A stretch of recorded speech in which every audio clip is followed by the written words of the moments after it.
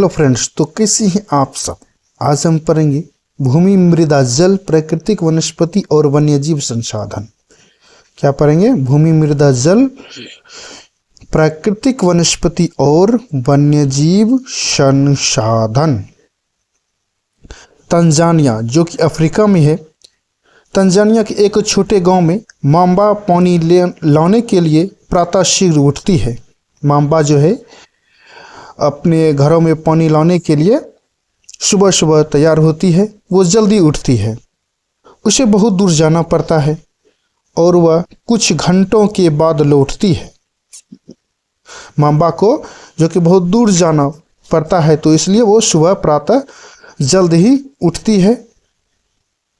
इसके उपरांत वह घरों के कार्यों में अपनी माँ का हाथ बांटती है, मतलब कि अपनी माँ के कामों में हाथ को बटाती है और अपने भाइयों की बकरियों की देखभाल में मदद करती है।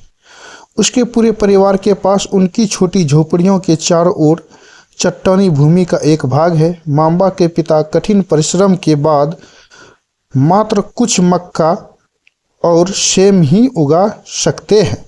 मांबा के जो पिता हैं वो बहुत कठिन परिश्रम के बाद मात्र कुछ मक्का यानी कि मकई और सेम ही उगा सकते हैं। फिर भी यह उनके परिवार के साल भर के खाने के लिए पर्याप्त नहीं है, जो कि फिर भी जो है कि उनके परिवार को खाने पीने के लिए एक साल के लिए इफिशिएंट नहीं है, यानी कि पर्याप्त नहीं है। पीटर न्यूजीलैंड के भेड़ पालन प्रदेश के मध्यवर्ती भाग में रहता है।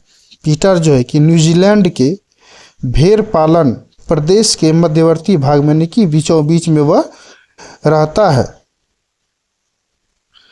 जहां उसका परिवार उन प्रक्रमण करने का कारखाना चलाता है। जहां की जो है कि पीटर का जो परिवार है उन प्रक्रमण करने का जो है कारखाना चलाता है। प्रतिदिन जब पीटर स्कूल से लौटता है, वह अपने चाचा को अपनी भेड़ों की देखभाल करते हुए देखता है। पीटर जब प्रतिदिन स्कूल से लौटता है तो वह अपने चाचा को अपनी भेड़ों की देखभाल करते हुए देखता है, यानी कि भेड़ का देखरेख वो करते हैं। उनका भेड़ों का बड़ा कुछ दूरी पर पहाड़ियों से लगे हुए एक विस्तृत घास के मैदान पर स्थित है।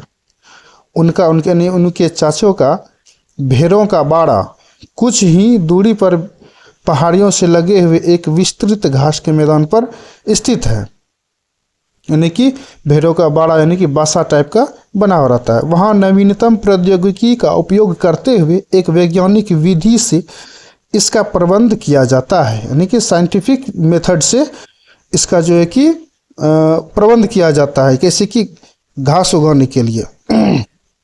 चलिए देखते हैं। उनका जो भेड़ों का बाड़ा कुछ दूरी पर पहाड़ियों से लगे हुए एक विस्तृत घास के मैदान पर स्थित है। वहाँ नवीनतम प्रौद्योगिकी यानी कि नए नए तकनीकों का उपयोग करते हुए एक वैज्ञानिक विधि से इसका प्रबंध किया जाता है। पीटर का परिवार जैविक कृषि द्वारा सब्जियां भी उगाता है। पीटर का जो परिवार है वो जैविक कृषि द्वारा सब्जियां भी उगाता है। मांबा और पीटर विश्व के दो विभिन्न स्थानों में रहते हैं। मांबा और पीटर जो है कि वर्ल्ड के दो विभिन्न यानी अलग अलग स्थानों में रहते हैं और उनके जीवन व्यतीत करने में बहुत अंतर है। उनका जो जीवन शैली है, उनका जो दिनचर्या है वो बहुत ही डिफरेंट है। यह विभिन्नता भूमि की गुणवत्ता, मृदा, जल, प्राकृतिक वनस्पति, प्राणियों और प्रौद्योगिकी के उपयोग की भिन्नता का कारण है।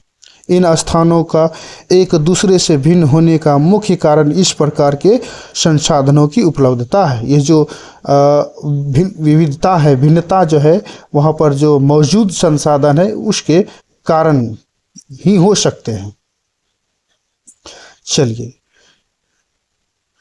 आओ कुछ करके सीखें, यानी कि लर्निंग बाय डूइंग।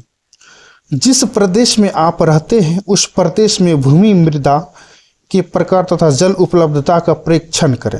यानी कि आप जहां रहते हैं उस स्थल पर भूमि, मृदा के प्रकार यानी कि मिट्टी का जो टाइप्स है वो कितने प्रकार की है, तथा जल उपलब्धता यानी कितना जल है उसका परीक्षण करें। अपनी कक्षा में परिचर्चा करें कि किस प्रकार के लोगों का जीवन शैली इनके द्वारा प्रभावित हुई है।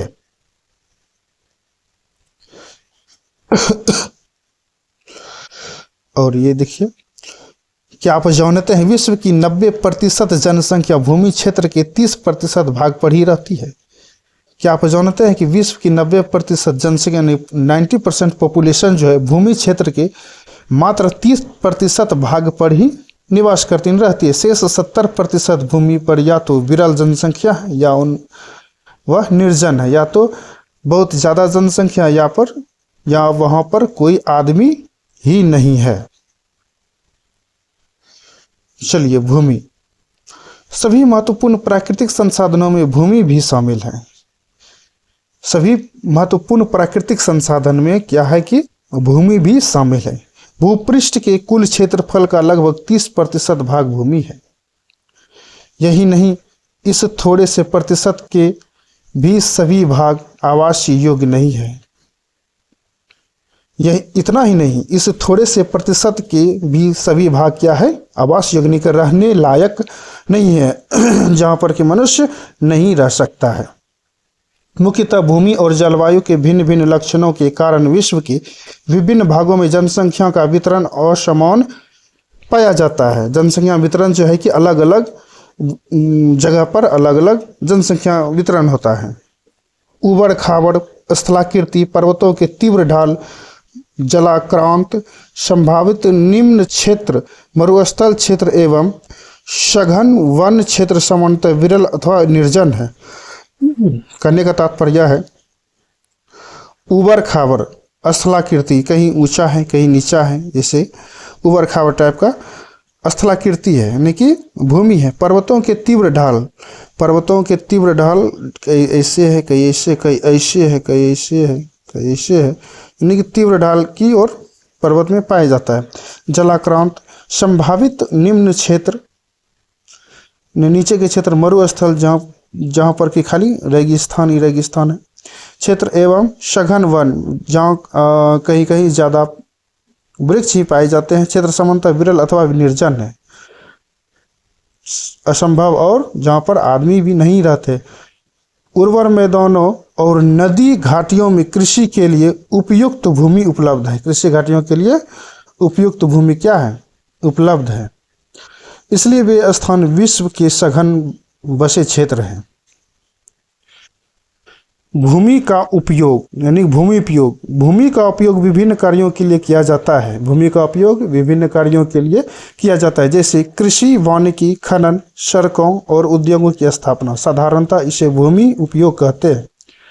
भूमि का उपयोग कई तरीके से किया जाता है, जैसे कृषि यानी खेती के लिए किया जाता है, वानिकी के लिए किया जाता है, खनन यानी कि गड्ढा खोदने के लिए किया जाता है प्रागैतिहासिक काल से जिससे कि चीज़ मिला है। सड़क निर्माण के लिए किया जाता है। उद्योग की स्थापना यानी कि कारखानों की स्थापना के लिए भूमि का उपयोग किया जाता है। साधारणतः इसे भूमि उपयोग कहते हैं।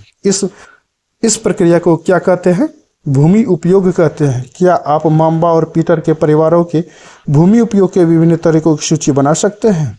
तो राइट डाउन कीजिए, एक नोट बनाइए और लिखिए। भूमि का उपयोग भौतिक कारकों द्वारा निर्धारित किया जाता है। भूमि का उपयोग भौतिक कारकों द्वारा क्या किया जाता है, निर्धारित किया जाता है, जैसे स्थलाकृति, मृदा, जलवायु, खनिज और जल की उपलब्धता। मानवीय कारक जैसे जनसंख्या और प्रौद्योगिकी भी भूमि उपयोग के प्रतिरूप के महत्वपूर्ण निर्धारक हैं। क्या है निर्धारक? पॉपुलेशन है, क्लाइमेट है, स्थलाकृति है, मृदा एंड सॉइल है, और जल की उपलब्धता यानी कि प्रेजेंटेशन ऑफ वाटर, ये सभी महत्वपूर्ण निर्धारक हैं। स्वामित्व के आधार पर भूमि को निजी भूमि और सामुदायिक भूमि में बांटा जा सकता है। स्वामित्व के आधार पर यानी कि भूमि को जो है कि निजी भूमि और सामुदायिक भूमि में बांटा जा सकता है, यानी कि निजी प्राइवेट लैंड और सामुदायिक भूमि यानी कि सामुदायिक रूप से जो कि सरकारी जमीन के रूप में प्रयोग किया जाता है। निजी भूमि व्यक्तियों के स्वामित्व में होती है, जबकि सामुदायिक भूमि समुदाय के विभिन्न स्वामित्व में होती है। निजी भूमि जो है कि व्यक्ति के स्वामित्व में होती है, यानी कि प्राइवेट स्वामित्व में होती है, जबकि सामुदायिक भूमि समुदाय के स्वामित्व में होती है। जबकि समुदाय यानी कि किस समुदाय का भूमि जो है वो समुदाय के अधीन में होती है। सामान्य रूप से इसका उपयोग समुदाय से संबंधित व्यक्तियों के लिए किया जाता है। जनरल तरीके से इस भूमि का उपयोग संबंधित व्यक्तियों के लिए किया जाता है। समुदाय से संबंधित जो व्यक्ति है, आदमी है, उसके लिए किया जाएगा। जैसे चारा, फलों, नट या औषधीय बूटियों को एकत्रित करना। इस सामुदायिक भूमि को साझा संपत्ति साधन भी कहते हैं, यानी कि शेयर प्रॉपर्टीज भी कहते हैं। इस मेथड को हम क्या कहेंगे? साझा संपत्ति संसाधन। जनसंख्या और उनकी मांग सदैव बढ़ती रहती है। पॉपुलेशन की जो मांग रहती है, पॉपुलेशन का जो प्रक्रिया होती है वो सदैव बढ़ती रहती है, लेकिन भूमि की उपलब्धता सीमित है। लेकिन भूमि का जो उपलब्धता है वो बस सीमित है। स्थान के अनुसार भूमि की गुणवत्ता में अंतर होता है। स्थान के अनुसार जो भूमि की गुणवत्ता में, क्वांटिटी में भी डिफरेंशिएट होता है। लोगों ने सामुदायिक भूमि पर व्यापारिक क्षेत्र बनाने, नगरीय क्षेत्रों में घर बनाने और ग्रामीण क्षेत्रों में कृषि योग्य भूमि का विस्तार करने के लिए अनाधिकृत हस्तक्षेप करना शुरू कर दिया। कहने का मतलब है, लोगों ने सामुदायिक भूमि पर, यानी कि जो कि गवर्नमेंट वाला जो भूमि होती है, व्यापारिक क्षेत्र बनाने, नगरीय क्षेत्रों में घर बनाने और ग्रामीण क्षेत्र में कृषि योग्य भूमि का विस्तार करने के लिए अनाधिकृत हस्तक्षेप करना शुरू कर दिया। यानी कि वो कहीं पे कारखाना लगाना है, सामुदायिक भूमि पर हस्तक्षेप कर दिए। अगर यदि कृषि करने योग्य नहीं है किसी के पास, तो कृषि करने योग्य भूमि का विस्तार करने के लिए अनाधिकृत तरीके से हस्तक्षेप करना शुरू कर देता है। आज जो है कि भूमि उपयोग प्रतिरूप में व्यापक परिवर्तन हमारे समाज में सांस्कृतिक परिवर्तनों को क्या करते हैं? दर्शाते हैं। प्रतिरूप में व्यापक परिवर्तन, जो व्यापक जो चेंजेस है हमारे समाज में, यानी कि सोसाइटी में, सांस्कृतिक यानी कि परिवर्तनों को दर्शाते हैं, सांस्कृतिक चेंजेस को दर्शाते हैं। वर्तमान में कृषि और निर्माण संबंधी गतिविधियों के प्रसार के कारण निम्नीकरण, भूस्खलन, मृदा अपरदन, मरुस्थलीकरण पर्यावरण के लिए प्रमुख खतरा है। जैसे देखिए, वर्तमान में कृषि और निर्माण संबंधी गतिविधियों के प्रसार के कारण, जो कि कृषि करने का जो औद्योगिक तरीके से, आधुनिक तरीके से जो कृषि करने का जो प्रक्रिया चलन आती जा रही है, बढ़ती जा रही है, उसके कारण निम्नीकरण, भूमि का निम्नीकरण, भूस्खलन, मृदा अपरदन और मरुस्थलीकरण जो है कि यानी कि रेत में परिवर्तन की दर बहुत बढ़ता जा रहा है, जिसके कारण मनुष्य के लिए खतरा है। आओ कुछ करके सीखे। अपने घर पड़ोस में कुछ बुजुर्ग व्यक्तियों से बात करें और पिछले कुछ वर्षों में हुए भूमि उपयोग परिवर्तन के विषय में सूचना एकत्रित कीजिए। ऐसा कीजिए। प्राप्त जानकारी को अपनी कक्षा की सूचना पट पर प्रदर्शित कीजिए। हाँ, बूढ़े बुजुर्गों से पूछिए क्या क्या बताते हैं और वो अपने नोट में लिखिए। देखिए, समय के साथ परिवर्तन हुआ। यहाँ पर देखिए कितना हरा भरा जंगल था, ये देखिए। उसके बाद देखिए यहाँ पर पक्के का घर बन गया, यहाँ पर। उसके बाद इस चित्र में देखिए, ये देखिए कितना हो रहा है चेंजेज। भूमि का उपयोग में समय के अनुसार परिवर्तन, यानी कि क्या क्या चेंज हुआ है। भूमि संसाधन का संरक्षण। बढ़ती जनसंख्या तथा इसकी बढ़ती मांगों के कारण वन भूमि और कृषि योग्य भूमि का बड़े पैमाने पर विनाश हुआ है। बढ़ती जनसंख्या तथा इसकी बढ़ती मांगों के कारण, जनसंख्या की जो डिमांड यानी कि मांग है, उसके कारण वन भूमि और कृषि योग्य भूमि की बड़े पैमाने पर विनाश हुआ है। इससे इस प्राकृतिक संसाधन के समाप्त होने का डर पैदा हो गया है, यानी कि जो प्राकृतिक संसाधन है वो समाप्त होने का डर पैदा हो गया है। इसलिए विनाश की वर्तमान दर को अवश्य ही रोकना चाहिए। वनरोपण, भूमि उद्धार, रासायनिक कीटनाशकों और उर्वरकों के विनियमित उपयोग तथा अतिचरण पर रोक आदि भूमि संरक्षण के लिए प्रयुक्त कुछ सामान्य तरीके हैं। कहने का तात्पर्य यह है, इसलिए विनाश की वर्तमान दर को आवश्यक ही रोकना चाहिए, यानी कि विनाश जिसके कारण होने वाला है उस विनाश को जरूर ही रोकना चाहिए। विनाश को रोकने के लिए वन रोपण यानी कि वृक्ष को लगाना है, वन को लगाना है, भूमि उद्धार, भूमि को जो है कि अच्छे तरीके से सेपरेट करना है, रासायनिक कीटनाशकों का जो हम यूज करते हैं उसको नहीं करना है, उर्वरकों को विनियमित उपयोग, वो जो खाद रासायनिक खाद नहीं है उसका यूज करेंगे, उसका रेगुलर जो घरेलू खाद होता है उसका यूज करेंगे, तथा अतिचरण पर रोक आदि इस भूमि संरक्षण के लिए प्रयुक्त कुछ सामान्य तरीके हैं। अगर इस विधि का हम उपयोग करेंगे तो जरूर ही भूमि क्षरण रुक सकता है। मृदा, पृथ्वी के पृष्ठ पर दानेदार कणों के आवरण की पतली परत मृदा कहलाती है। पृथ्वी के पृष्ठ पर दानेदार कणों के आवरण जो है कि उसकी पतली परत को मृदा कहते हैं। यह भूमि से निकटता से जुड़ी हुई है। स्थल रूप मृदा के प्रकार को निर्धारित करते हैं। मृदा का निर्माण चट्टानों से प्राप्त खनिजों और जैव पदार्थ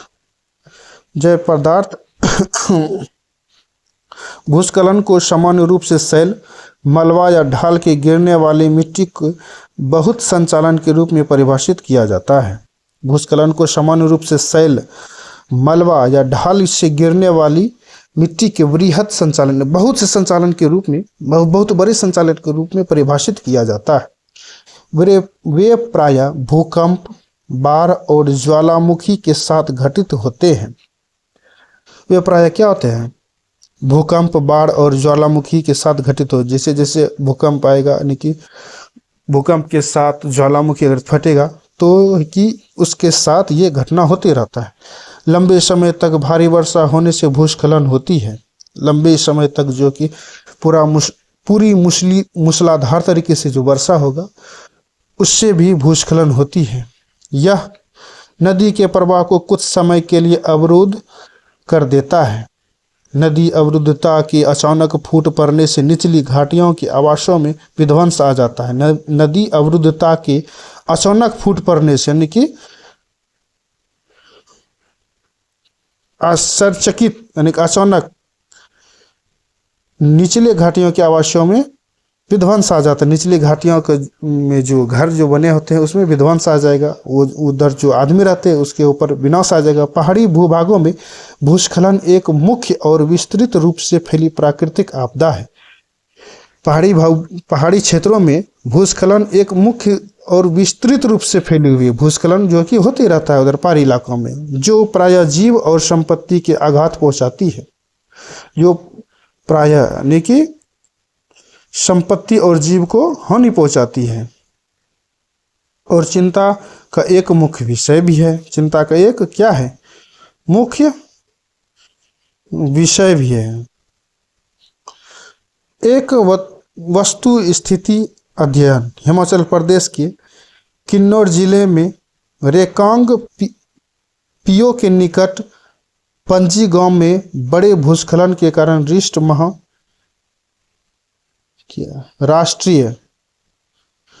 राष्ट्रीय महामार्ग 22 की पुरानी हिंदुस्तान तिब्बत सड़क का 200 मीटर तक भाग नष्ट हो गया। हिमाचल प्रदेश के किन्नौर जिले में, कहाँ पर? किन्नौर जिले में रेकांग पियो के निकट पंजी गांव में, गांव का नाम क्या है? पंजी। बड़े भूस्खलन के कारण, यानी कि बड़ा ही भूस्खलन के कारण राष्ट्रीय महामार्ग 22 के पुरानी हिंदुस्तान तिब्बत सड़क का 200 मीटर तक भाग नष्ट हो गया, यानी कि पूरा खराब हो गया। यह भूस्खलन पंजी गांव में तीव्र विस्फोटन द्वारा हुआ। यह भूस्खलन कैसे हुआ? पंजी गांव में तीव्र विस्फोट के कारण से हुआ। विस्फोटन के कारण ढाल का यह कमजोर क्षेत्र नीचे गिर गया। विस्फोट के कारण यह जो ढाल था उसका कमजोर भाग नीचे गिर गया, जिसके कारण सड़क और गांव के आसपास के क्षेत्र को क्षति पहुंची। पंची गांव को किसी संभावित मानव विनाश से बचाने के लिए पूर्ण रूप से खाली करा दिया गया, यानी कि मानव विनाश को बचाने के लिए वहां का जो एरिया है उसको खाली करवाया गया। न्यूनीकरण क्रियाविधि। वैज्ञानिक प्रविधियों के विकास से हमें समझने की शक्ति मिली है कि भूस्खलन उत्पन्न होने के कौन कौन से कारक हैं और उनका प्रबंधन कैसे करना है। वैज्ञानिक प्रविधियों के विकास से हमें समझने की शक्ति मिली है। वैज्ञानिक मेथड का जो डेवलपमेंट है उससे हमें समझने की शक्ति मिली, यानी समझने का, अंडरस्टैंडिंग का पावर मिला है कि भूस्खलन उत्पन्न होने के कौन कौन से कारक हैं और उनका प्रबंधन कैसे करना है, भूस्खलन कैसे होता है और उससे कैसे निपटना है। भूस्खलन को रोकने की कुछ प्रवृत्तियां निम्न प्रकार हैं। चलिए, पहला प्रकार क्या है? भूस्खलन प्रभावित क्षेत्रों का मानचित्र बनाकर इसमें प्रवाहित होने वाले स्थानों को इंगित करना। इस प्रकार इन क्षेत्रों को आवास बनाने के लिए छोड़ा जा सकता है, यानी कि एक मानचित्र बनाइए। कहने का तात्पर्य, भूस्खलन प्रभावित क्षेत्रों का मानचित्र बनाकर इसमें प्रभावित होने वाले स्थानों को इंगित कीजिए। कहाँ कहाँ इंगित होता है, कहाँ कहाँ पर भूस्खलन होता है उसको इंगित कीजिए। इस प्रकार इन क्षेत्रों को आवास बनाने के लिए छोड़ा जाता है। भूमि को खिसकने से बचाने के लिए प्रतिधारी दीवार का निर्माण। भूमि को खिसकने, यदि कि भूस्खलन के कारण जो भूमि जो खिसकता है उससे बचने के लिए प्रतिधारी दीवार का निर्माण। भूस्खलन को रोकने का सबसे प्रभावी तरीका वनस्पति आवरण में वृद्धि, यानी कि पेड़ पौधों को ज्यादा लगाइए, वनों का निर्माण ज्यादा कीजिए। सतही अपवाह तथा झरना प्रवाहों के साथ साथ भूस्खलन की गतिशीलता को नियंत्रित करने के लिए पृष्ठीय अपवाह नियंत्रण उपाय कार्यान्वित किए गए हैं।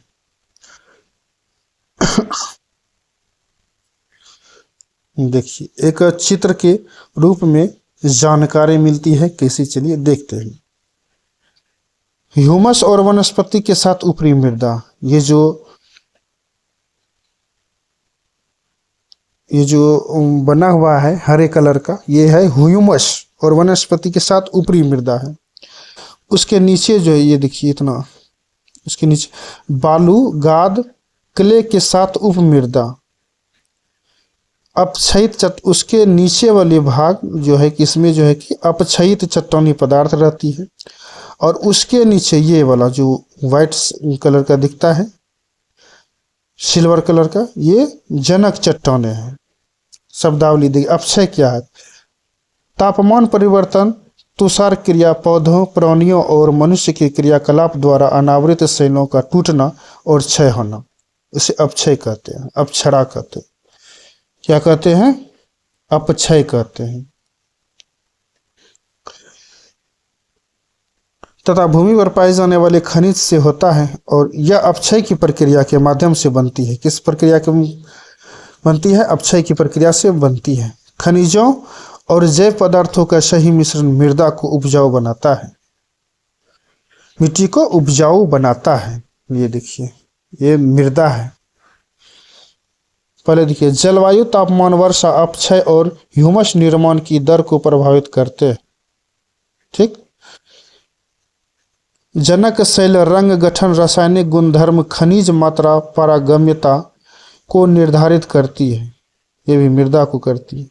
और उच्चावच, तुंगता और ढाल मृदा के संचय को निर्धारित करते हैं। ठीक, ये भी मृदा को ही करती है। वनस्पति, प्राणीगत और सूक्ष्म जीव ह्यूमस निर्माण की दर को प्रभावित करते हैं, ये भी मृदा को ही करेगा। समय मृदा प्रतिच्छेदिका की मोटाई और निश्चित करता है। 1 2 3 4, ये 5, ये 5 टाइप का रीजन है जो मृदा को, यानी कि मिट्टी को इफेक्टिव को बनाते हैं, यानी कि उस पर प्रभाव डालते हैं। ये 5 कारक हैं। मृदा निर्माण के कारक। मृदा निर्माण के मुख्य कारक जनक, शैल का स्वरूप और जलवायविक कारक हैं। मृदा निर्माण के अन्य कारक स्थलाकृति, जैव पदार्थों की भूमिका और मृदा निर्माण के संगठन में लगा समय है। अलग अलग स्थानों में ये भिन्न भिन्न होता है, अलग अलग स्थानों में ये भिन्न भिन्न तरह की मृदा का कारक अलग अलग होते हैं। मृदा का निम्नीकरण और संरक्षण के उपाय। मृदा अपरदन और क्षीणता मृदा संसाधन के लिए दो मुख्य खतरे हैं। खतरे भी है मृदा अपरदन और क्षीणता का मृदा संसाधन के लिए दो मुख्य खतरे हैं, मानवीय और प्राकृतिक। एक खतरा मानवीय है, एक खतरा क्या है, प्राकृतिक है। दोनों ही कारकों से मृदाओं का निम्नीकरण हो सकता है। मृदा के निम्नीकरण में सहायक कारक वनोन्मूलन, अतिचारण, रासायनिक उर्वरकों और कीटनाशकों का अत्यधिक उपयोग है। ये देख ले, वनों का कटाव है, अतिचारण, रासायनिक जो खाद है उसका प्रयोग से करते हैं, कीटनाशक का ज़्यादा अत्यधिक उपयोग करते हैं, वर्षा दोहन, भूस्खलन और बाढ़ है। मृदा संरक्षण की कुछ विधियां निम्न प्रकार है। मल्च बनाना, पौधों के बीच अनावृत भूमि जैव पदार्थ जैसे परवाल से ढक दी जाती है, इससे मृदा की आर्द्रता रुकी रहती है। देखिए, पौधों के बीच अनावृत भूमि जैव पदार्थ की परवाल से ढक दी जाती है,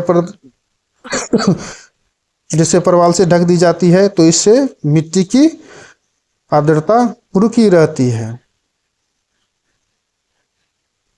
ये देखिए, क्रियाकलाप करने के लिए करा। भारत में जलोढ़, काली, लाल, लेटेराइट, मरुस्थलीय और पर्वतीय प्रकार की मृदाएं हैं, हो सकती है।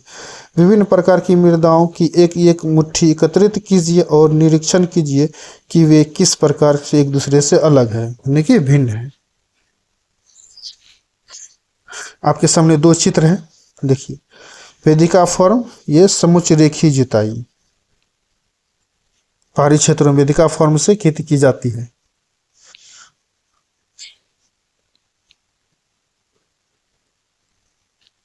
वेदिका फॉर्म चौड़े, समतल, सोपान अथवा वेदिका तीव्र ढालों पर बनाए जाते हैं, यानी कि पहाड़ियों पर बनाए जाते हैं, ताकि सपाट सतह फसल उगाने के लिए उपलब्ध हो। सपाट सतह जो कि फसल उगाने के लिए प्रचुर मात्रा में उपलब्ध हो जाए।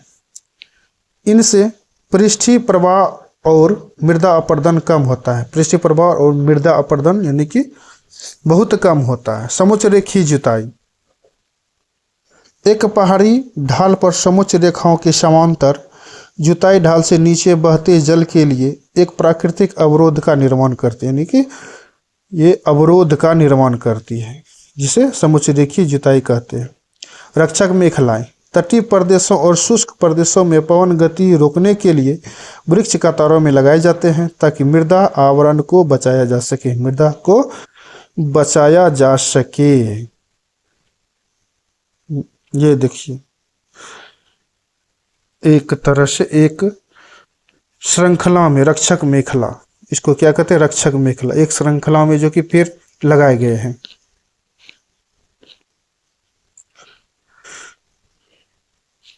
समुच्च रेखीय रोधिकाएं क्या किसे कहते हैं, चलिए जानते हैं। समोच्च रेखाओं पर रोधिकाएं बनाने के लिए पत्थरों, घास, मृदा का उपयोग किया जाता है। समोच्च रेखाओं को बनाने के लिए पत्थरों, घास, मृदा का उपयोग किया जाता है, यानी घास का भी उपयोग किया जाता है, मृदा का भी उपयोग किया जाता है और पत्थर का भी उपयोग किया जाता है। किसको बनाने के लिए, समोच्च रेखाओं पर रोधिका बनाने के लिए। रोधिकाओं के सामने जल एकत्र करने के लिए खाइयां बनाई जाती है, यानी कि जल को स्टोर करने के लिए एक खाई का निर्माण किया जाता है। क्रियाकलाप, एक ही आकार के ओ और बो दो ट्रे लाइए, ठीक। इन ट्रे के अंत में 6 छेद बनाइए और इन्हें बराबर मात्रा में मृदा से भरिए, यानी कि 6 छेद बनाइए और छवों को बराबर मात्रा में मिट्टी से भर दीजिए। ए ट्रे की मृदा को खाली छोड़ दीजिए, जबकि बी ट्रे में गेहूं अथवा चावल के दाने लगाइए। एक को खाली छोड़ दीजिए, इसमें गेहूं और चावल लगा दिए। बाद में वो ट्रे के दाने उगकर कुछ ऊंचे हो जाते हैं, अब दोनों ट्रे को ऐसे रखिए कि वे एक ढाल पर हो। ठीक, एक ढाल पर दोनों ट्रे में बराबर ऊंचाई से एक और मग से जल डालते हैं। ठीक, दोनों ट्रे के छिद्रों से निकलने वाले पंकिल जल को दो अलग अलग डिब्बों में एकत्रित करें और तुलना करें कि प्रत्येक ट्रे से कितनी मृदा बह गई है। एक क्रियाकलाप को कीजिए, तब पता चलेगा। चट्टान बांध, यह जल के प्रवाह को कम करने के लिए बनाए जाते हैं। चट्टान बांध किस लिए बनाए जाते हैं? जल के प्रवाह को कम करने के लिए चट्टान बांध का प्रयोग किया जाता है, यानी कि बनाया जाता है, बांधा जाता है। यह नालियों की रक्षा तो करता ही है और मृदा क्षति को रोकता है। यह नालियों की रक्षा करता है और मृदा क्षति को रोकता है। बीज की फसल उगाना, वर्षा दोहन से मृदा को सुरक्षित रखने के लिए अलग अलग समय पर भिन्न भिन्न फसलें एकांतर कतारों में उगाई जाती है। इसमें एकांतर कतारों में क्या किया जाता है? उगाया जाता है। जल एक महत्वपूर्ण नवीकरणीय प्राकृतिक संसाधन है। भूपृष्ठ का 3/4 भाग जल से ढका है, इसलिए इसे जलग्रह कहना उपयुक्त है। लगभग 3.5 अरब वर्ष पहले जीवन आदि महासागरों से ही प्रारंभ हुआ था। 3.5 अरब वर्ष पहले जीवन जो है कि आदि महासागरों से क्या हुआ था? शुरू हुआ था। यद्यपि आज भी महासागर पृथ्वी की सतह के 2/3 भाग को ढके हुए हैं और विविध प्रकार के पौधे और जंतुओं की मदद करते हैं। महासागरों का जल लवणीय है। महासागरों का जल कैसा है? लवणीय, यानी कि खारा है और मानवीय उपभोग के लिए उपयुक्त नहीं है। मानव उसको यूज नहीं कर सकते हैं। और लवण जल केवल 2.7% ही है। कितना है? 2.7%। इसका लगभग 70% भाग बर्फ की चादरों और हिमानियों के रूप में अंटार्कटिका, ग्रीनलैंड और पर्वतीय प्रदेशों में पाया जाता है। और लवण जल केवल 2.7%, यानी कि पीने योग्य सिर्फ कितना है? 2.7% ही जल है। इसका लगभग यानी कि 2.7% का 70% भाग, यानी कि 2.7 का 70% भाग बर्फ की चादरों और हिमालयों के रूप में, यानी कि बर्फ की चादरों के रूप में है पानी और हिमानियों के रूप में है, यानी कि बर्फ से जो बना हुआ हिमानी है। अंटार्कटिका, ग्रीनलैंड और पर्वतीय प्रदेशों में पाया जाता है। अपनी स्थिति के कारण यह मनुष्य की पहुंच बाहर है। अपनी स्थिति के कारण ये मनुष्य को पहुंच के क्या है? बाहर है।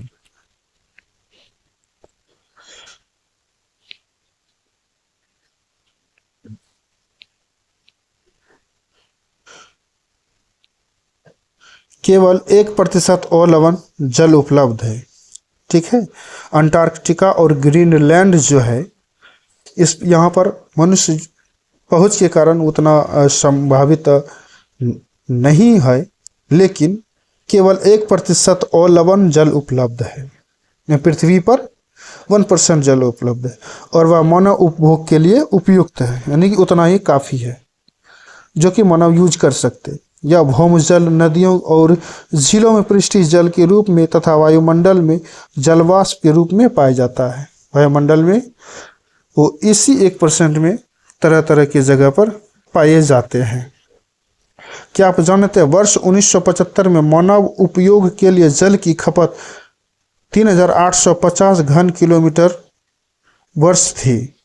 देखिए 1975 में मानव उपयोग के लिए, यानी कि मानव का जो यूजेस था, उस जल आपूर्ति का कितना था? 3850 घन किलोमीटर प्रति वर्ष थी, यानी कि एक वर्ष में 3850 घन किलोमीटर, जो वर्ष 2000 में बढ़कर 6000 घन किलोमीटर प्रति वर्ष से भी अधिक होगी। यानी कि 1975 में 3850 घन किलोमीटर प्रति वर्ष था और 2000 ईस्वी में कितना हो गया? 6000 घन किलोमीटर प्रति वर्ष हो गया।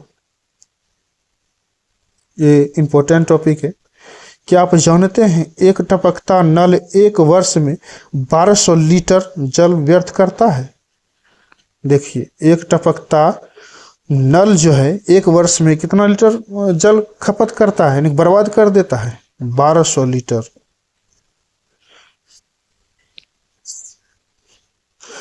क्रियाकलाप देखिए, औसतन एक भारतीय नागरिक प्रतिदिन 150 लीटर जल का उपयोग करता है। कितना करता है?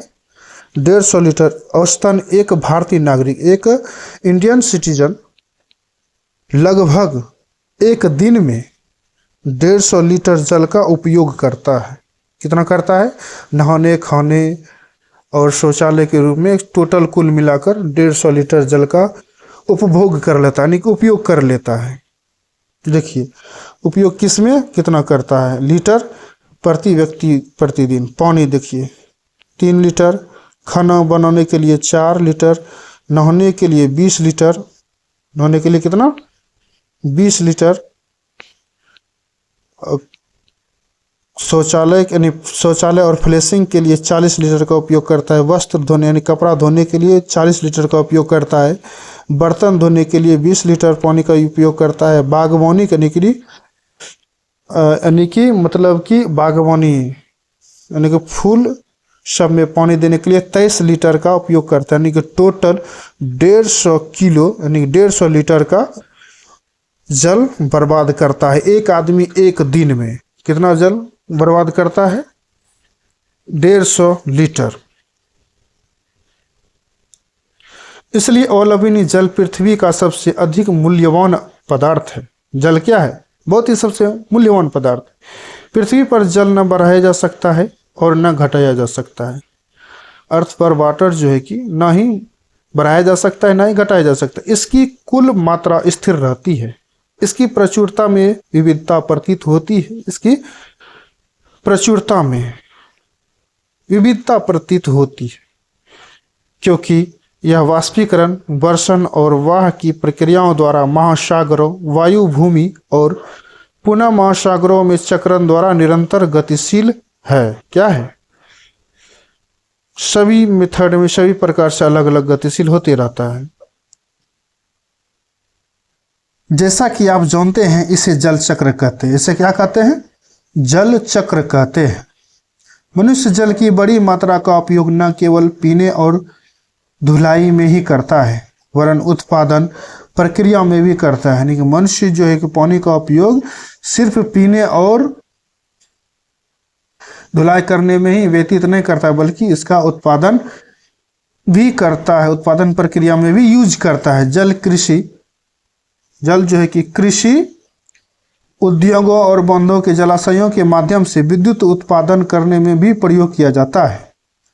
यानी कि जल का प्रयोग विद्युत बनाने में भी किया जा सकता है, यानी किया जाता ही है।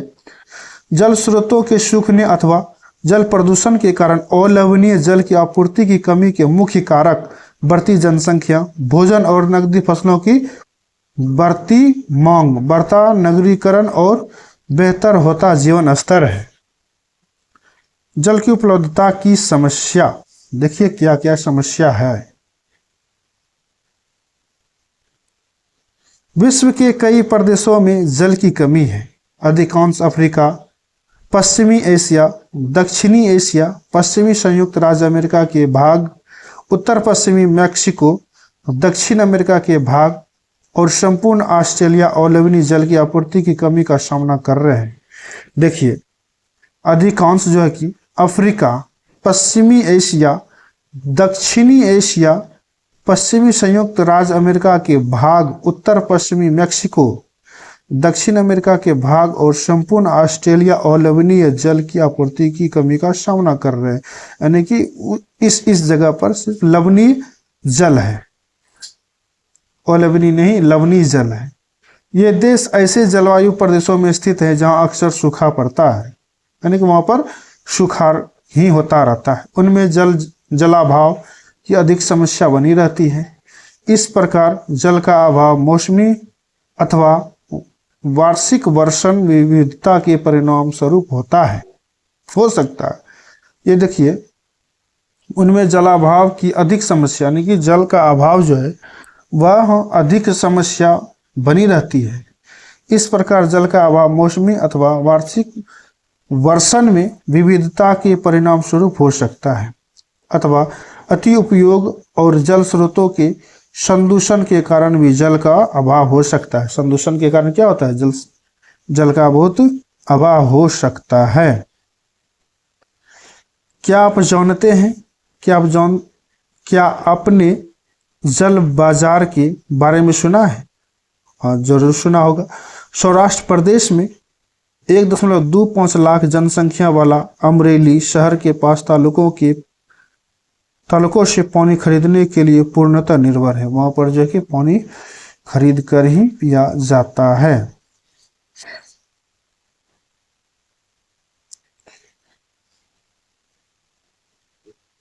ये देखिए, यमुना नदी वाहित मल, औद्योगिक बहिस्राव एवं कचरे का कारण प्रदूषित हो रही है। जल संसाधनों का संरक्षण। आज के विश्व में शुद्ध तथा पर्याप्त जल स्रोतों तक पहुंचना एक बड़ी समस्या बन गई है। इस क्षीण होते संसाधन के संरक्षण के लिए कदम उठाने चाहिए, जरूर उठाना चाहिए। यद्यपि जल एक नवीकरणीय संसाधन है, तथापि जल एक नवीकरणीय संसाधन है, यानी कि जल को फिर से बनाया जा सकता है। वाष्पित होकर उसको ठंडा करके फिर गर्म करके जल बनाया जा सकता है। अति उपयोग और प्रदूषण इसे उपयोग के लिए अनुपयुक्त बना देते हैं। अशोधित या आंशिक रूप से शोधित वाहित मल, कृषि रसायनों का विसर्जन और जल निकायों में औद्योगिक बहिस्राव जल के प्रमुख संदूषक हैं। क्या है? संदूषक है, यानी कि दूषित है। इसमें शामिल नाइट्रेट धातुएं पीरकनाशी जल को प्रदूषित कर देते हैं। क्या क्या प्रदूषित करते हैं? नाइट्रेट धातुएं जो है और पीरकनाशी जल को क्या कर देते हैं? प्रदूषित कर देते हैं। इनमें से अधिकांश रसायन अजैव निम्नीकरण होने के कारण जल द्वारा मानव शरीर में पहुंच जाते हैं। इनमें से अधिकांश रसायन अजैव निम्नीकरण होने के कारण जल द्वारा मानव शरीर में पहुंच जाते हैं, मानव शरीर के अंदर में प्रवेश कर जाते हैं। इन प्रदूषकों को जल निकाय में छोड़ने से पूर्व बहिस्रावों का उपयोग विधि से शोधित करके जल प्रदूषण नियंत्रित किया जा सकता है। जल प्रदूषण क्या करता है? कंट्रोल किया जा सकता है। वन और अन्य वनस्पति आवरण धरातलीय प्रवाह को मद करते हैं। क्या कर देते हैं? मद कर देते हैं और भूमिगत जल को पुनः पूरित करते हैं। जल संग्रहण पृष्ठीय प्रवाह को बचाने की दूसरी विधि है। जल संग्रहण, जल का संग्रहित करना पृष्ठीय प्रवाह को बचाने के लिए दूसरा मेथड है। जल रिसाव को कम करने के लिए खेतों को संचित करने वाली नहरों को ठीक से पक्का करना चाहिए। रिसाव और वाष्पीकरण से होने वाली जल क्षति को रोकने के लिए क्षेत्र की स्प्रिंकलरों से सिंचाई करना अधिक प्रभावी विधि है। यानी कहने का तात्पर्य है, रिसाव और वाष्पीकरण से, यानी कि जो रिसाव होता है, वाष्पीकरण से होने वाली जल क्षति को रोकने के लिए ठीक क्षेत्र की स्प्रिंकलरों से सिंचाई करना चाहिए, स्प्रिंकलर से सिंचाई करना चाहिए अथवा प्रभावी विधि का उपयोग करना चाहिए। अच्छा, वाष्पीकरण की अधिक दर वाले शुष्क प्रदेशों में सिंचाई के ड्रिप अथवा टपकन विधि बहुत उपयोगी होती है।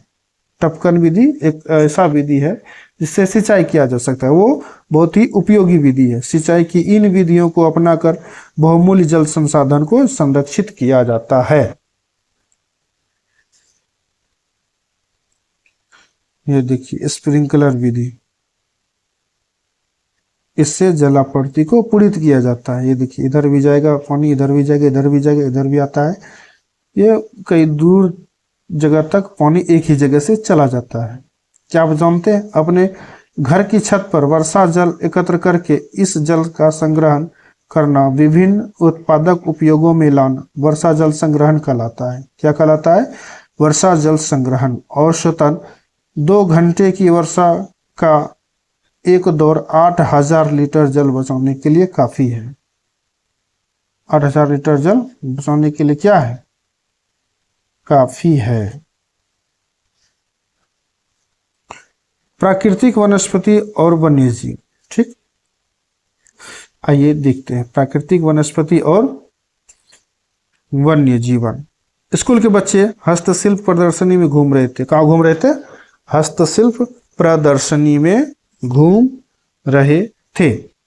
प्रदर्शनी की वस्तुएं देश के भिन्न भिन्न भागों से एकत्रित की गई थी। प्रदर्शनी का जो वस्तु है वो भिन्न भिन्न देशों से एकत्रित की गई थी। मोना एक थैला हाथ में उठाया और उत्साह से कहा, यह एक सुंदर हैंडबैग है।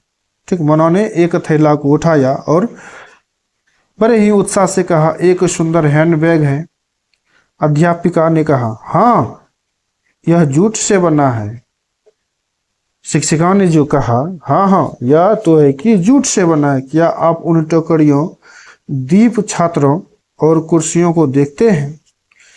वे बेंत और बांस की बनी है। टीचर ने कहा, क्या आप उन टोकरियों, दीप छात्रों और कुर्सियों को देखते हैं? किससे कहा? मोना से। वे बेत बांस की बनी। किससे बनी है? वे बेत के बांस से बनी, बेत और बांस से बनी है। भारत के पूर्वी और उत्तरी पूर्वी आर्द्र प्रदेशों में बांस प्रचुर मात्रा में पैदा किया है। बांस जो है कि प्रचुर मात्रा में पैदा किया जाता है। जस्सी रेशमी स्कार्फ देखकर उत्साहित थी।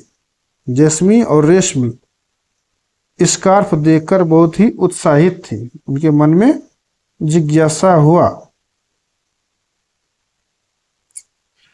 यह खूबसूरत स्कार्फ देखो, यह खूबसूरत स्कार्फ देखो। अध्यापिका ने स्पष्ट किया कि रेशम कीटों से प्राप्त किया जाता है, कि यह जो स्कार्फ किया है रेशम कीटों से प्राप्त किया जाता है, जो शहतूत के पेड़ों पर पाले जाते हैं। रेशम का जो कीड़ा है कहाँ पर पाए जाते हैं? पाले जाते हैं शहतूत के पेड़ों पर पाले जाते हैं। बच्चे समझ गए कि पौधे हमें अनेक विभिन्न उत्पाद प्रदान करते हैं, जिनका उपयोग हम अपने दैनिक जीवन में करते हैं। प्राकृतिक वनस्पति और वन्य जीवन केवल स्थल मंडल, जल मंडल और वायुमंडल के बीच जुड़े एक संकरे क्षेत्र में ही पाए जाते हैं। प्राकृतिक वनस्पति जो है, वन्य जीवन केवल स्थल मंडल और जल मंडल और वायुमंडल के बीच एक संकरे क्षेत्र में ही पाए जाते हैं, जिसे हम जैव मंडल कहते हैं। जिसे हम क्या कहते हैं? जैव मंडल कहते हैं। जैव मंडल में ये देखिए रेशम कीट, ये जो पेड़ है किसका है? शहतूत का पेड़ है। इसी पर रेशम कीट पाए जाते हैं। जैव मंडल, जैव मंडल,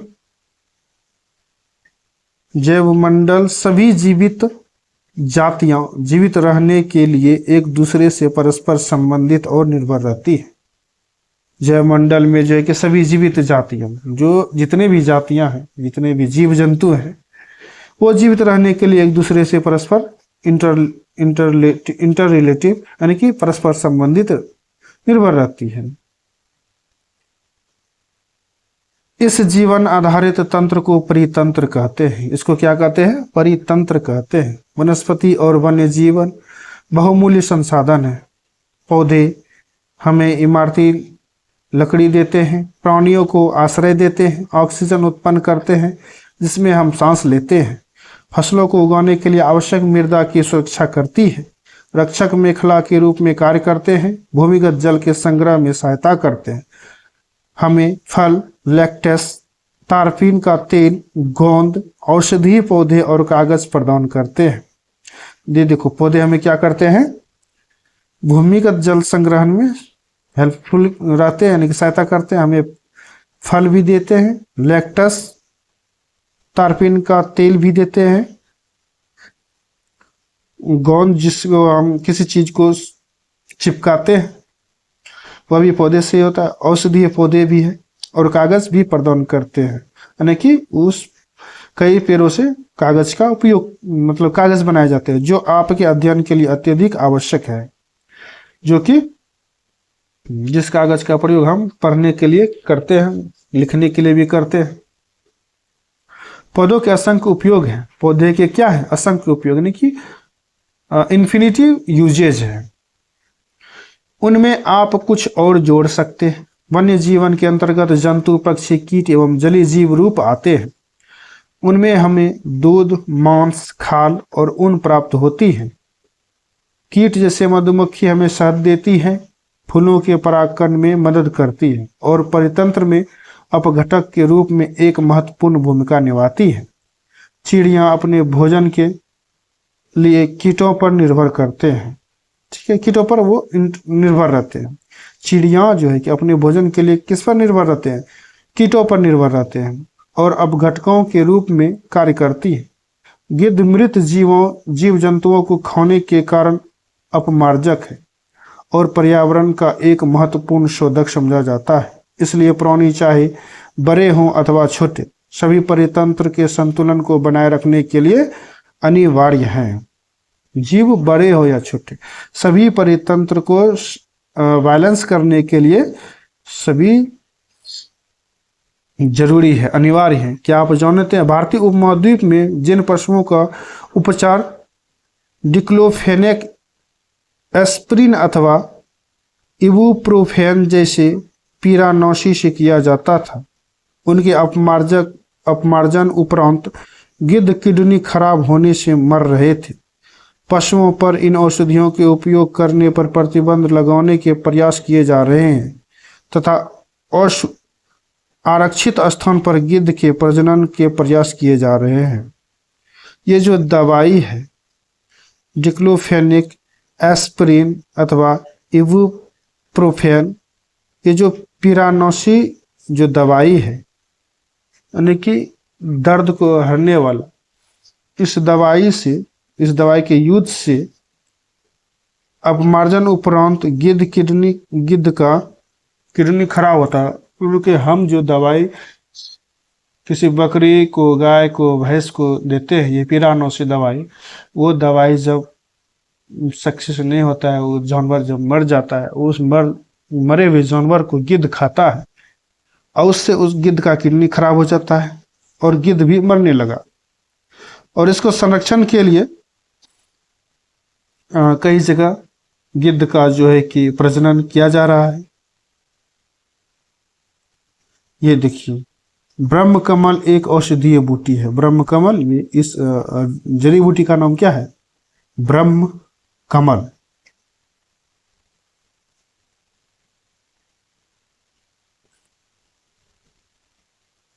वन्य जीव के अंतर्गत जंतु, पक्षी, कीट एवं जलीय जीव के रूप में आते हैं। उनसे हमें दूध, मांस, खाल और ऊन प्राप्त होते हैं। जैसे कीट हमें मधुमक्खी शहद देती है, फूलों परागकण में मदद करती है, परितंत्र में अपघटक के रूप में एक महत्वपूर्ण भूमिका निभाती है।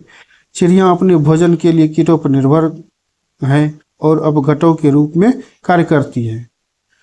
गिद्ध मृत जीव जंतुओं को खाने के कारण अपमार्जक है, यानी कि वो क्या है? अपमार्जक है और पर्यावरण के लिए एक महत्वपूर्ण शोधक समझा जाता है। इसलिए प्राणी चाहे बड़े हो या छोटे, सभी परितंत्र को संतुलन बनाए रखते हैं। प्राकृतिक वनस्पति का वितरण। वनस्पति की वृद्धि मुख्य रूप से तापमान और आर्द्रता पर निर्भर करती है। विश्व की वनस्पति के मुख्य प्रकारों को 4 वर्गों में रखा जा सकता है। कितने वर्गों में? 4 वर्गों में रखा जा सकता है, जैसे घास, वन, स्थल, गुल्म और टुंड्रा, ये सभी में रखा जाता है। भारी वर्षा वाले क्षेत्र में विशाल वृक्ष उग सकते हैं। जहाँ पर अत्यधिक वर्षा होता है वहां पर बड़े बड़े वृक्ष जो है कि अपने आप उग सकते हैं।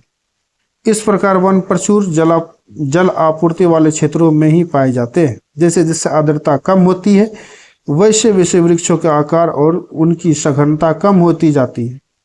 समान वर्षा वाले क्षेत्र में छोटे आकार वाले वृक्ष और घास उगते हैं, जिससे विश्व के घास स्थलों का निर्माण होता है। जिससे विश्व के घास स्थलों का क्या होता है? निर्माण होता है। कम वर्षा वाले शुष्क प्रदेशों में कंटीली झाड़ियां एवं गुल्म उगते हैं। इस प्रकार के क्षेत्रों में पौधों की जड़ी घड़ी होती है। वाष्पोत्सर्जन से होने वाली आर्द्रता की हानि को घटाने के लिए इन पेड़ों की पत्तियों को कांटेदार और मोमी सतह वाली होती है। शीत ध्रुवीय प्रदेशों की टुंड्रा वनस्पति में मॉस और लाइकेन सम्मिलित है। मॉस और लाइकेन क्या है? सम्मिलित है। पिछली 2 शताब्दियों में विश्व में जितने लोग थे इस समय उनसे कहीं अधिक लोग हैं। बढ़ती जनसंख्या के पोषण के लिए फसलों को उगाने के लिए वनों के विशाल क्षेत्रों से वृक्ष काट दिए गए हैं। विश्व भर में वनों का आवरण तेजी से समाप्त हो रहा है। इस बहुमूल्य संसाधन के संरक्षण की तुरंत आवश्यकता है।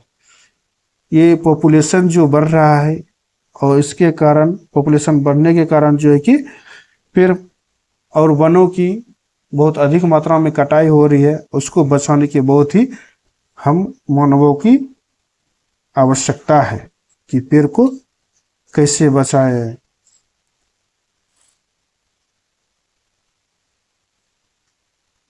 स्कूल में छात्रों द्वारा वनों पर बनाया गया कॉलेज, ये देखिए वनों पर बनाया गया कॉलेज।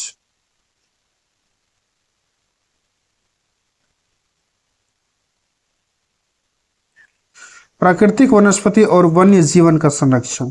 वन हमारी संपदा है, पौधे जंतुओं का आश्रय प्रदान करते हैं और साथ ही परितंत्र को भी अनुरक्षित रखते हैं, मतलब सुरक्षित रखते हैं। जलवायु में परिवर्तन और मानव हस्तक्षेप के कारण पौधों और जंतुओं के प्राकृतिक आवास नष्ट हो सकते हैं। क्या हो सकते हैं? नष्ट हो सकते हैं प्राकृतिक आवास। बहुत सी जातियां असुरक्षित अथवा संकटापन्न है। बहुत सी जातियां क्या है? असुरक्षित है और संकटापन्न मतलब कि संकट से घिरे हुए और कुछ लुप्त होने के कगार पर हैं। वनोन्मूलन, मृदा अपरदन, निर्माण कार्य, दावानल और भूस्खलन में से कुछ मानव और प्राकृतिक कारक हैं जो मिलकर इन महत्वपूर्ण प्राकृतिक संसाधनों के लुप्त होने की प्रक्रिया को क्या करते हैं? बढ़ावा देते हैं। आज की मुख्य चिंताओं में से एक अनाधिकार शिकार करने की संख्या को बढ़ाना है, जिससे कुछ खास प्रजातियों की संख्या, जिससे जो है कि कुछ खास प्रजाति की जो नंबर्स है, संख्या है,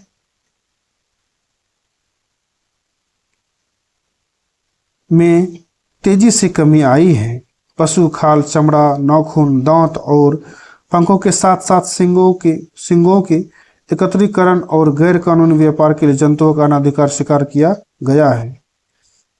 यानी कि देखिए प्रजातियों की संख्या में बहुत तेजी से कमी आई। किस लिए आई जी? पशु खाल, चमड़ा, नाखून, दांत और पंखों के साथ साथ सिंग का भी जो है कि एकत्रित और गैर कानूनी व्यापार के लिए जंतुओं का अनाधिकार शिकार किया जाता है। यानी ये सब के लिए जो है कि सब चीज करने के लिए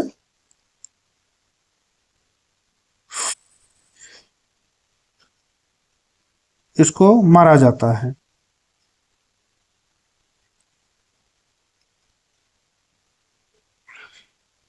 इनमें से कुछ जंतु चीता, शेर, हाथी, ब्लैक बक, मगरमच्छ, दरियाई घोड़ा, हिम तेंदुआ, शुतुरमुर्ग और मोर है। इनका संरक्षण जागरूकता बढ़ाकर किया जा सकता है। इनका संरक्षण जागरूकता को बढ़ाकर किया जा सकता है। राष्ट्रीय उद्यान, वन्यजीव अभयारण्य, जैवमंडल नीचे हमारी प्राकृतिक वनस्पति और वन्यजीव को सुरक्षित रखने के लिए बनाए जाते हैं।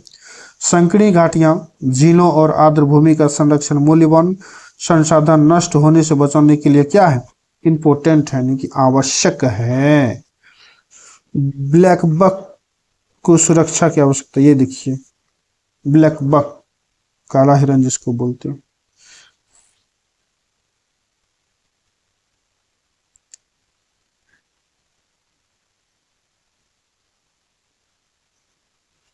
यदि प्रजातियों की सापेक्ष संख्या को भंग न किया जाए तो पर्यावरण में संतुलन बना रहता है। क्या बना रहता है?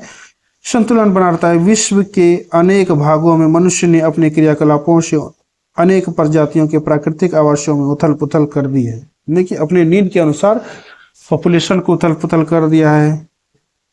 अनेक पक्षियों और जीव जंतुओं के अंधाधुंध शिकार के कारण या तो वे विलुप्त हो गए हैं या विलुप्त होने के कगार पर हैं।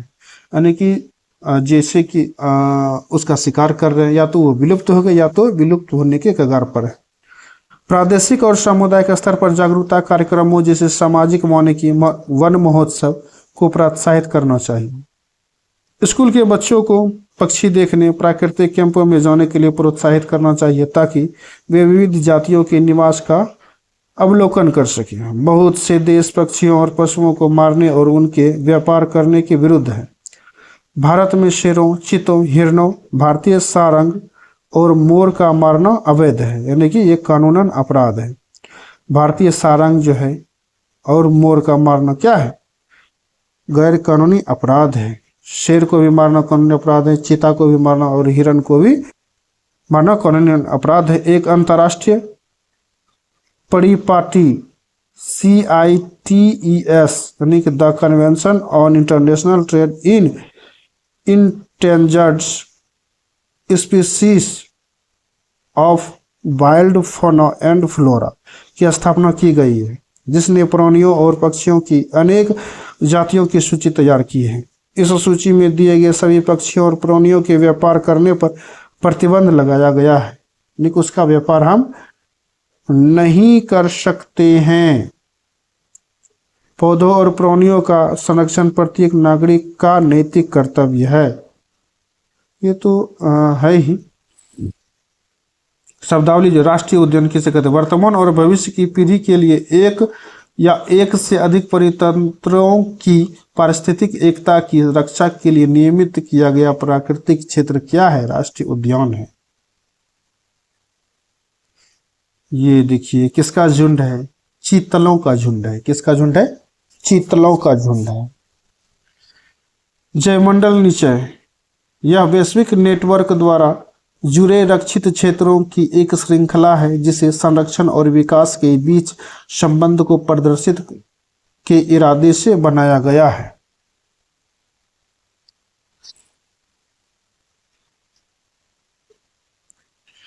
चलिए देखिए, काजीरंगा राष्ट्रीय उद्यान में हाथियों का झुंड। ये देखिए हाथियों का झुंड। क्या आप जानते हैं CITES यानी कि the convention on international trade in endangered species of wild fauna and flora सरकारों के बीच एक अंतर्राष्ट्रीय समझौता है? क्या है? सरकारों के बीच एक इंटरनेशनल रिलेशनशिप समझौता है। इसका उद्देश्य यह सुनिश्चित करना है कि वन्य प्राणी एवं पौधों के नमूनों के अंतर्राष्ट्रीय व्यापार से उनके जीवन को कोई खतरा नहीं है। क्या है? यानी लाइफ को कोई खतरा नहीं है। मोटे तौर पर पशुओं की 5000 जातियों और पौधों की 28,000 जातियां रक्षित की गई है। देखिए मोटे तौर पर पशुओं की यानी कि एनिमल्स की 5000 जातियां हैं और पौधों की 28,000 यानी कि जो वृक्ष है उसका 28,000 जातियों को रक्षित किया गया है। भालू, डॉल्फिन, कैक्टस ये इसको भी रक्षित किया गया है। तो आज के वीडियो में इतना ही। तब तक के लिए जय हिंद, जय भारत। इंतजार करते हैं अगले वीडियो का। जय हिंद।